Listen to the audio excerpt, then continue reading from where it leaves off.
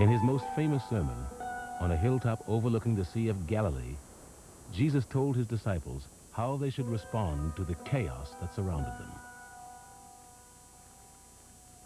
Blessed are the gentle. They shall have the earth as inheritance. Blessed are the merciful. They shall have mercy shown them. Blessed are the pure in heart. They shall see God. Blessed are the peacemakers. They shall be recognized as children of God.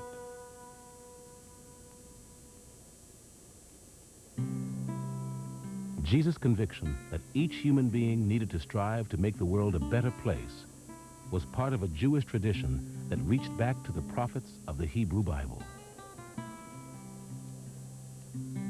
The more we learn about Judaism in the first century, and especially about the variety of ways of being Jewish in the first century, the more Jewish Jesus looks. The thought that this is a world in which God will reign alone and supreme is supremely Jewish. The telling of parables in order to clarify, make his points, the very form of Jesus' rhetoric is Jewish. Like the Essenes, Jesus was deeply influenced by the prophecies in the Bible that during a period of incredible upheaval, God would redeem the world once and for all. He began to preach that the time had come. He goes around preaching that the kingdom of God is about to begin, and everyone must be ready for this kingdom of God. So he clearly is one of those eschatological prophets, those people expecting the end of days that we learn about from the Dead Sea Scrolls, that Josephus tells us about. He's part of this ferment that is that feeds off the expectation that some final act of God must set the world right again.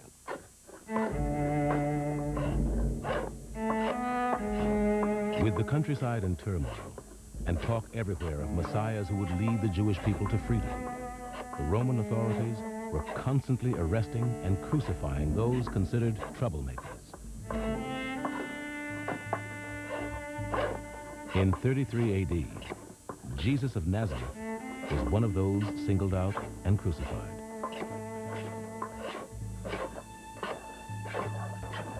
In the eyes of the Romans, he was just one more would-be Messiah who would not be leading a revolt. But Jesus' followers among the Jews believed that the kingdom of which he was speaking was not of this world, but the next.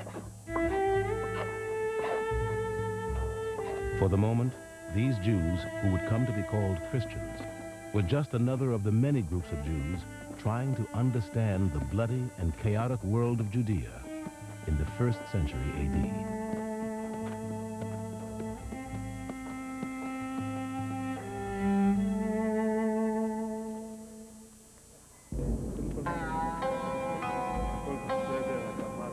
According to Josephus, in 52 AD, after years in which rebel attacks on the Romans and their Jewish collaborators were limited to the countryside, everything changed.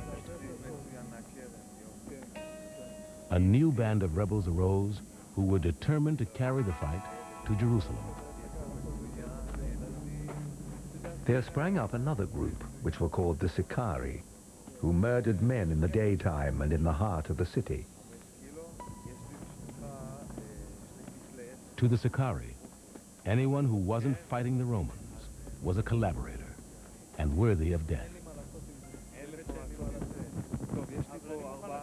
They were called the Sicarii for the long, thin daggers they used in their attacks. The Sicarii's first victim was the most prominent Jew in Jerusalem, the high priest of the temple. Then they embarked on a wave of assassinations, killing wealthy merchants throughout the city. Many were slain every day, and the fear men were in was worse than the calamity itself. For everybody expected death every hour, as men do in war. The willingness of the Sicarii and their fellow rebels to use murder to achieve their ends won them a name that would be given forever after to extremists. They were called Zealots. The Zealots were one of several factions of freedom fighters who took up arms against Roman occupation and authority. One faction among them, the so-called Sicarii, literally invented the art of political assassination and terror by adopting the practice of slipping into a crowd, standing next to a Jew who was assumed to be a collaborator with the Romans, stabbing him secretly and then raising a cry of alarm. In the panicked crowd, the assassin would slip away and the bloody corpse would be left behind as a reminder to any other Jew who was ready to collaborate with Rome that death was the price of collaboration.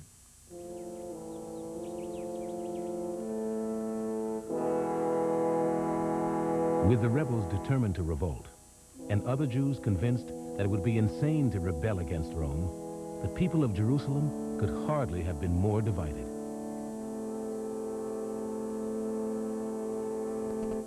Then the Roman governor did the only thing that could possibly unite them. He ordered an attack on the temple. In 67 AD, Roman soldiers burst through the gates of Herod's temple, bent on plundering it. The governor was eager to steal the vast treasures of God which it held, and his soldiers killed all those they came upon as they forced their way in. Outraged at the attack on the seat of God on earth, rebels and non-rebels alike united to repel the assault. Then, in a fury, they overwhelmed the small Roman garrison stationed in Jerusalem and forced it to flee the city.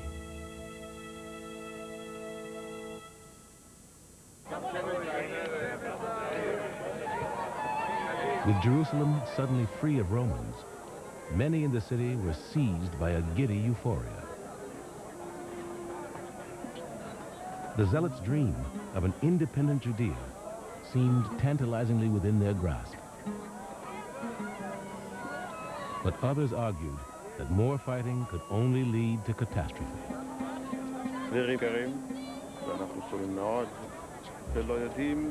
A follower of Hillel named Yochanan ben Zakkai was one of the most passionate voices for peace.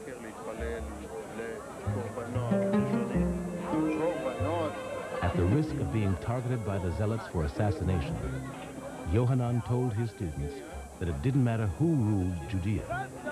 What mattered was who ruled in their hearts. He argued that what truly pleased the Almighty was not zealotry at all, but something far simpler: the acts of mercy and compassion they showed to those around them. It seems that Yochanan ben Zakkai was part of the peace party.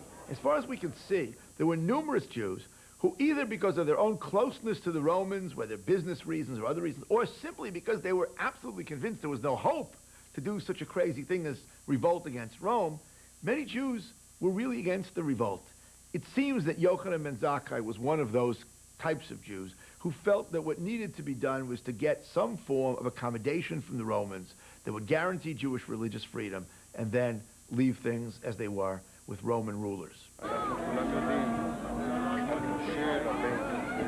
But Jerusalem was not yet ready for Yohanan's vision of Judaism. From the steps of the temple, the Zealots made a public declaration of war against Rome. Convinced they were mad, many other Jews decided to take up arms to stop the Zealots. Fighting at this point broke out between those Jews and the rebellious Jews who had taken refuge among them, and it was house to house at some point. Different neighborhoods would belong to one party or the other party, and the streets ran with blood.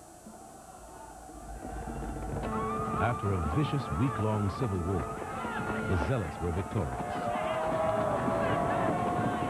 They celebrated their victory by setting the city on fire. The Zealots zealots set fire to the high priest's home and the palaces. Then they carried the fire to the place where the records were kept and burned the contracts it held, thereby dissolving all of their debts. This was also done that they might persuade the multitude of the poor who were debtors to join in their insurrection.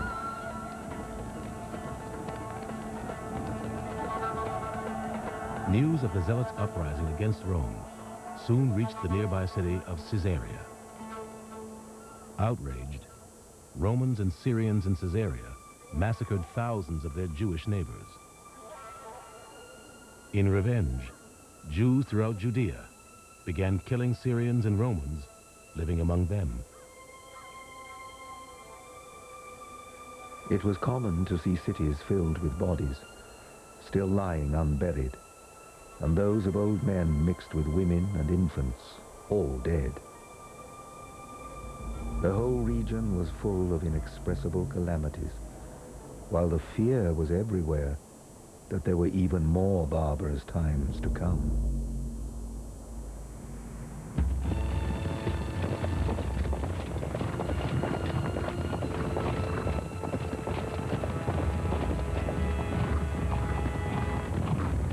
The Romans were determined to crush the rebellion before it inspired others in their far-flung empire to challenge their rule. They dispatched their greatest general, Vespasian, into Judea to lead an army of over 60,000 men. Vespasian marched to the city of Gadara and quickly took it, for he found it destitute of any men fit for war. He then killed all the children, the Romans having no mercy on any age whatever, and this was done out of the hatred they bore the rebels. As news of Vespasian's atrocities swept through Judea, Jews throughout the region began fleeing before his army toward Jerusalem. When the Roman army finally reached the city, Josephus estimated that more than 100,000 people were trapped inside its walls.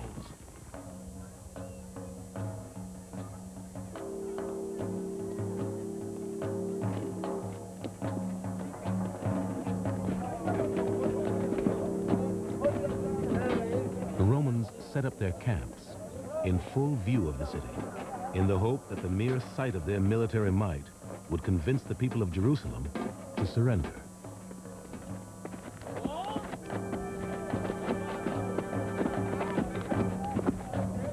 Their force was composed of 3 battle-hardened legions drawn from garrisons in Rome, Egypt, and Syria.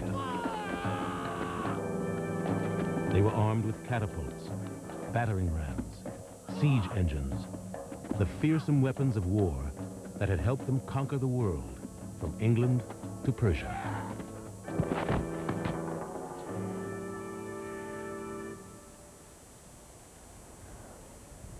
But conquering Jerusalem was still a daunting challenge. The city was surrounded by not 1, but 3 walls, which together were nearly 60 feet thick. And in the center of the city, the temple with its own massive walls and towers loomed as one of the most formidable fortresses in the world. But behind those walls, there was chaos. The city of Jerusalem during the revolt was, of course, under complete siege. Food and water were not entering, and inside, all the normal governmental institutions had broken down. They were maintaining temple sacrifice, but outside of the temple, there were all of these rebel armies. Actually, you know, there were about 6 that were controlling different quarters of the city and whose commanders were fighting over what to do. So you had really anarchy and fear, and as Josephus describes it, tremendous starvation. Inside the city, the catastrophe foretold by Yohanan ben Zakkai was coming to pass. The Zealots had begun fighting among themselves for control of Jerusalem. When one band of Zealots broke into the territory of another, they would inflict the worst damage they could think of, burning their rivals' food supply. They set on fire those houses that were full of grain and all the other provisions. And as soon as they were forced into a retreat, the same thing was done to them by the others. Accordingly, it came to pass that almost all the grain in the city was burned, which would have been sufficient to survive a siege of many years.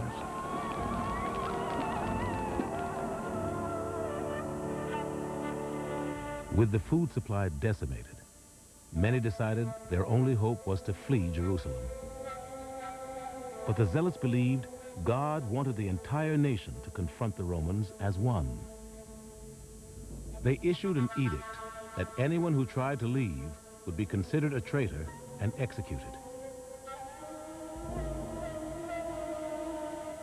It's in many ways like the militarists within any society in our own time, those that are following a military mode in terms of the Islamic Jihad, or in terms of those that we saw in Bosnia. In other words, those that decide that the only way to work is through military means. And that was a scary time for all Jews in Jerusalem at that time, because most of them were not zealots. As the siege wore on, the situation inside Jerusalem grew more and more desperate. Of those who perished by famine, the number was great, and the miseries they underwent were unspeakable.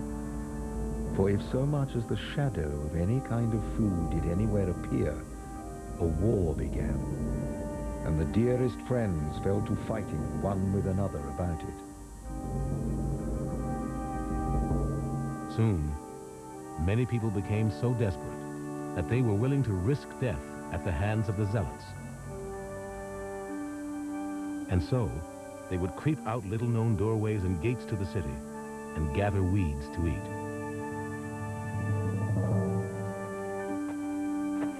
But outside the city walls, they risked capture and incredibly brutal treatment at the hands of the Roman legionnaires. The Nazi Holocaust of the 20th century has seemed to be an endless stream of ghastly stories, fiendish stories of cruelty that seems to defy the human imagination. But there's an appalling stream of such stories from this Holocaust as well. For example, as people began to attempt to leave the besieged city secretly, when they were captured, mercenaries working for Rome would disembowel them, thinking that they might have swallowed gold or jewels, and that they were hoping then to recover these after they defecated them later on. This is not a strange or unusual practice on the part of people fleeing during time of war. Guessing that this might have happened, they literally eviscerated these people looking for the occasional ruby or gold coin.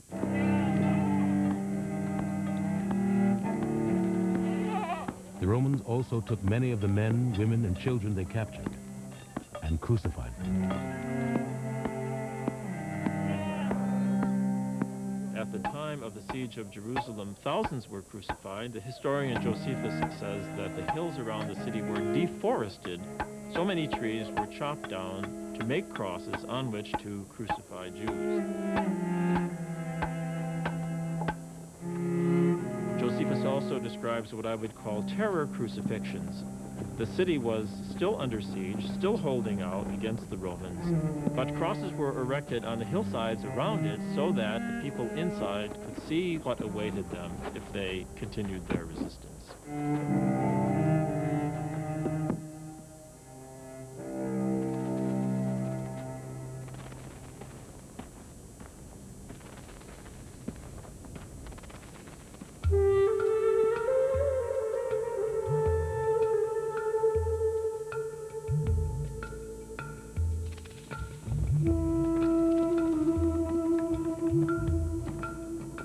Forced to choose between torture at the hands of the Romans or starvation at the hands of the Zealots, the people of Jerusalem were in complete despair.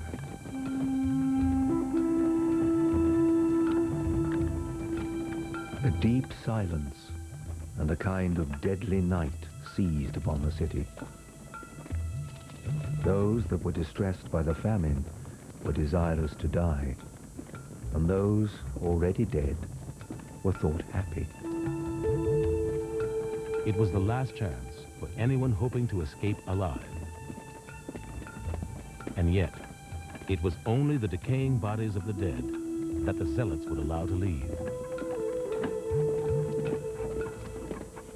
Then, late one night, a procession approached a city gate. It was a group of students carrying the body of Yohanan ben Zakkai, who had advocated peace instead of war. According to the Jewish book of tradition and law, the Talmud, the zealots were suspicious. Some of the guards asked, "Who is this?" The disciples answered, "A dead body. Don't you know that dead bodies may not be kept in Jerusalem overnight?" Then one of the zealots decided to drive a dagger through the body. But one of the disciples restrained him by saying, "Do you want to be remembered as the man who pierced the body of the Master?" So they opened the gate for the bier, and it left the city. The student's trick had worked. Outside the gate, Yohanan sprang up alive from the bier, on which he had been surrounded by rotting meat. Then he hurried away from Jerusalem. Yohanan was convinced the starving rebels could no longer defend the city or the temple. And he had decided that the very survival of Judaism was on his shoulders.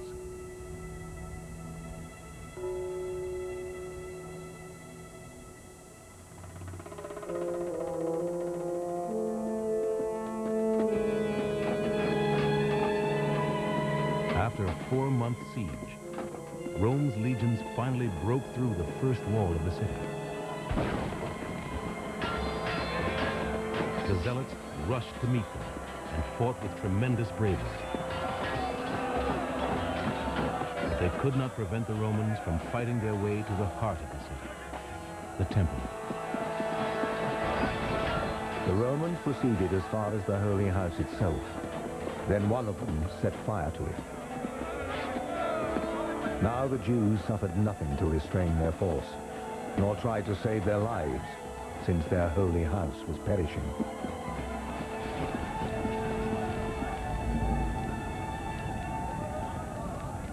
The temple, the only place on earth, according to the Bible, where God could be worshipped, was laid to waste by the Romans.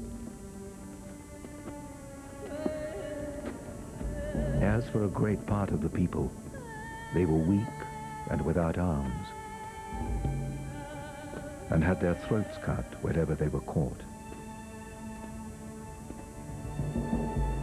In the temple, around the altar, lay dead bodies heaped one upon another, and at the steps going up to it ran a great quantity of their blood. In the history of the world, no nation has ever suffered such a calamity. The destruction of the temple in the year 70 was the greatest catastrophe and trauma to happen to the Jewish people, I would argue, until our own time in the Holocaust. It was the center of the economic life of the Jewish people, as if the Federal Reserve was housed in the temple. It was the center of the judicial life. The Supreme Court was housed in the temple. It was the center of the religious life, as if the high priest was the chief rabbi, centered in that building. And in a matter of hours, it was gone.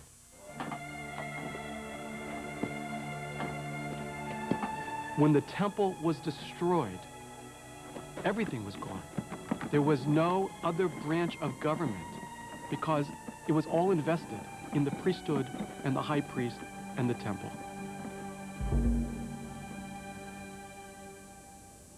With the seat of God on earth in ruins, the religion of the priests and their rituals was lost forever. How would Judaism and the Jews survive?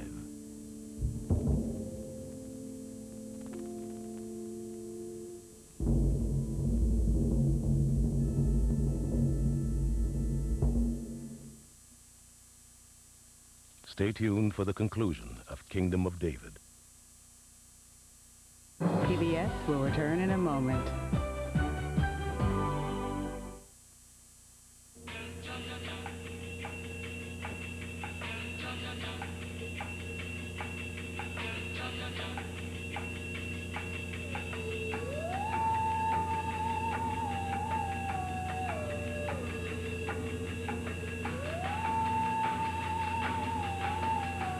It is so. It is not. Ancient tribal artifact or just a rock? Better call the History Detectives. Coming this summer, only on PBS. On the next Warrior Challenge, 6 volunteers give up their freedom to become gladiators. All right, then! This is a gladiator camp! Move! Though they bond through boot camp, friendship can be fatal. It's dangerous to bond with people that you're going to have to fight. It's do or die in the Roman arena. Gladiators on Warrior Challenge.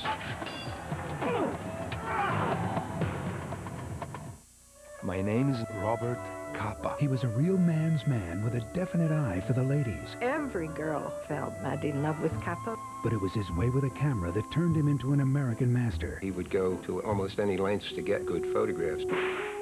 I dragged myself from foxhole to foxhole. American Masters presents the greatest war photographer in the world, Robert Capa, in Love and War.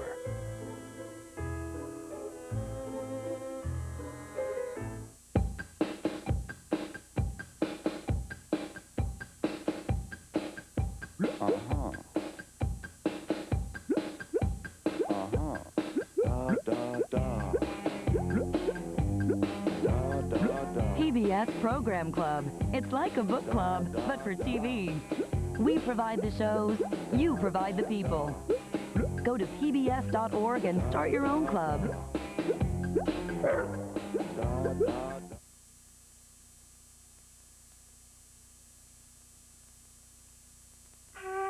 We now return with Kingdom of David.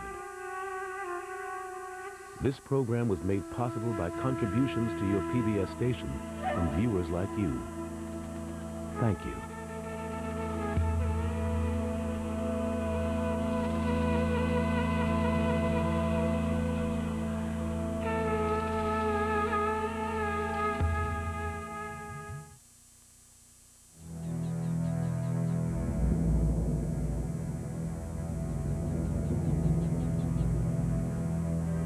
When the Romans laid waste to the temple, they destroyed far more than a building. The temple had been the economic, political, and religious heart and soul of Judea and of Judaism. The despair that filled the land after its destruction was captured by the poet Baruch. Blessed is he who was not born, or he who, having been born, has died. But as for us who live, woe unto us, because we